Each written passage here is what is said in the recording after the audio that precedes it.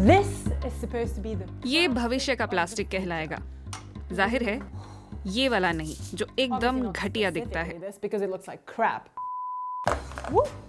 This, ये और ये वाला, this is supposed इसे to be बनना the है plastic भविष्य का of the प्लास्टिक। future.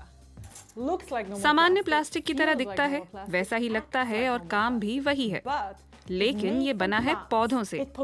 ये पेट्रोल से बने प्लास्टिक से कम प्रदूषण करता है और कुछ मामलों में तो बायोडिग्रेडेबल भी है। वाह, क्या कहने। फिर तो प्लास्टिक प्रदूषण की समस्या खत्म। लेकिन बात इतनी आसान नहीं है। बायोप्लास्टिक को आपने बायोडिग्रेडेबल प्लास्टिक के रूप में देखा होगा, जैसे ये कॉफी कैप्सूल या ये कटलरी। लेकिन सारे बायोप्लास्टिक बायोडिग्रेडेबल नहीं हैं। बायोप्लास्टिक का मतलब है कि वो बायो बेस्ड हैं, यानी बायोमास से बने हैं, जैसे गन्ना, आलू या फिर साबूदाना। कोका कोला और डनॉन जैसी बड़ी कंपनियों ने बायो पेट बोतलों का इस्तेमाल भी शुरू कर दिया है। काम तो वही है उनका, और वे पेट्रोलियम आधारित पीईटी जैसी ही हैं। इनमें से एक बोतल बायो बेस्ड है और एक पेट्रोलियम बेस्ड। कोई अंतर पता ही नहीं चलता। फिलहाल कुल प्लास्टिक का सिर्फ 1% बायोप्लास्टिक है, लेकिन बाजार बढ़ रहा है। मांग बहुत ज्यादा है, पूरी इंडस्ट्री की क्षमता से भी ज्यादा। लेया फोर्ड दुनिया की सबसे बड़ी बायोप्लास्टिक निर्माता कंपनियों में से एक नेचरवर्क्स में काम करती हैं। नेचरवर्क्स जैसी कंपनियां फल फूल रही हैं क्योंकि उपभोक्ता इको फ्रेंडली प्रोडक्ट्स चाहने लगे हैं। पेट्रोकेमिकल बेस्ड प्लास्टिक की तुलना में इसके तैयार माल में प्रति पाउंड 2/3 से 3/4 कम कार्बन है। ये निर्भर करता है कि वो कैसे, कहां और किस चीज से बना है, लेकिन आमतौर पर बायोप्लास्टिक उत्पादन में ग्रीन हाउस गैसें कम निकलती हैं। इस तरह वो इको फ्रेंडली विकल्प बन गए हैं। बायोमास से प्लास्टिक बनाने का विचार नया नहीं है। सबसे शुरुआती मानव निर्मित प्लास्टिक में पार्क्साइन नाम का बायोप्लास्टिक भी था। उसे आज सेलुलॉइड कहते हैं। ये पौधों के सेलुलोज से बना है। फोर्ड ने तो एक सोयाबीन कार भी निकाली थी। अंदाजा लगाइए कैसे? जी हाँ, सोयाबीन वाले बायोप्लास्टिक से। लेकिन आखिरकार पेट्रोल आधारित प्लास्टिक ही चलते हैं। उत्पादन में आसान और ज्यादा कारगर, और उनकी मांग बढ़ती ही जा रही है। फिर भी बायोप्लास्टिक अब वापसी कर रहे हैं और आने वाले सालों में उत्पादन बढ़ेगा। बायोप्लास्टिक से जुड़ी एक कमी को भी जान लें। प्लास्टिक बायो आधारित होने का मतलब ये नहीं है कि वो आखिरकार मिट्टी में मिल जाएगा।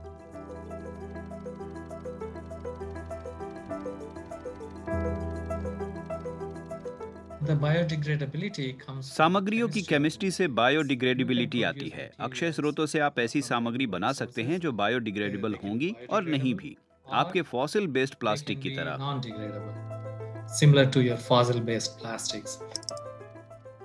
ये है रमेश पद्मती, एक केमिस्ट जिन्होंने प्लास्टिक की बायोडिग्रेडेबिलिटी का अध्ययन किया है।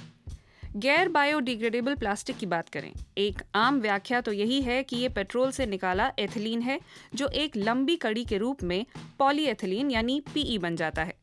ये कार्बन श्रृंखला उसे स्थिर और टिकाऊ बनाती है, लेकिन उसे तोड़ना कठिन है। इसीलिए ये गैर बायोडिग्रेडेबल है। ये बायो आधारित सामग्री है जहां इथेनॉल यानी अल्कोहल है। आप इससे हूबहू वही ढांचा बना सकते हैं, हूबहू वही पॉलीएथिलीन। बचे कुचे अणु H2O यानी पानी बन जाते हैं। अलग अलग प्रक्रियाएं हैं, लेकिन बायोप्लास्टिक इसी तरह नॉन बायोडिग्रेडेबल बनता है। आपको वीडियो की शुरुआत याद है? वो बायो पीईटी था, एक गैर बायोडिग्रेडेबल प्लास्टिक।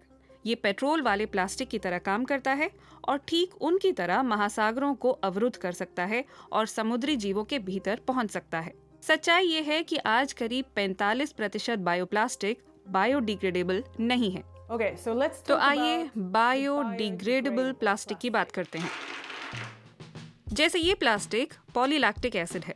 दूसरे बायोडिग्रेडेबल प्लास्टिक की तरह ये पूरी तरह से CO2 और पानी में डिग्रेड हो सकता है।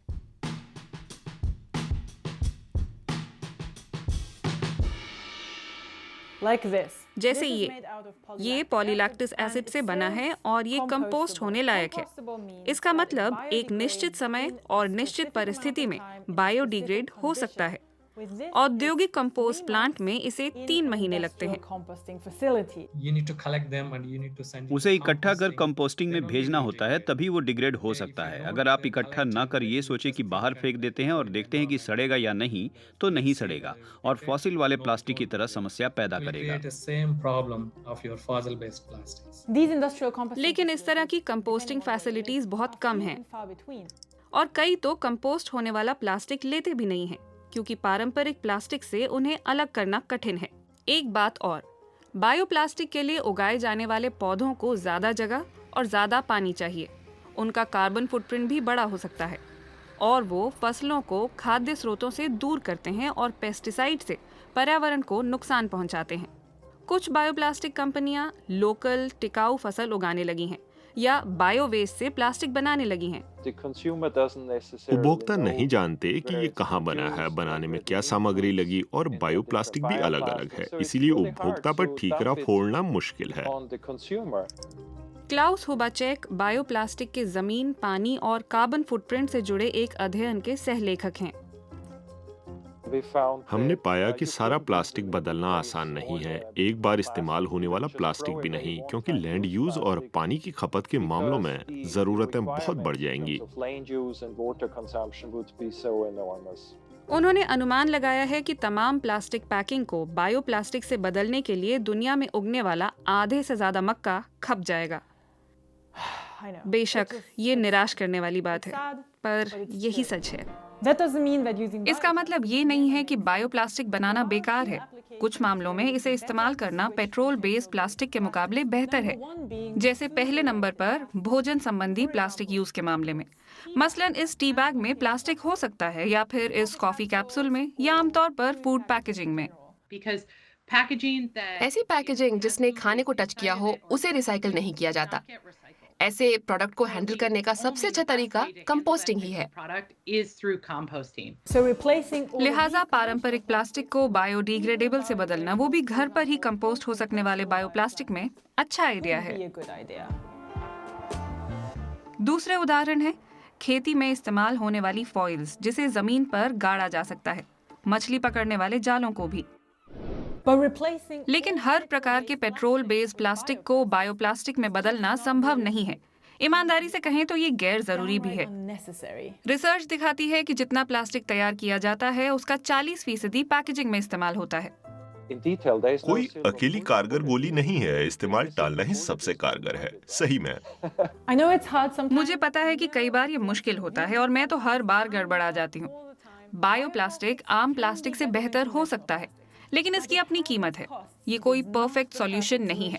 प्लास्टिक के प्रदूषण को कम करने का एक ही तरीका है और वो है इसका कम इस्तेमाल।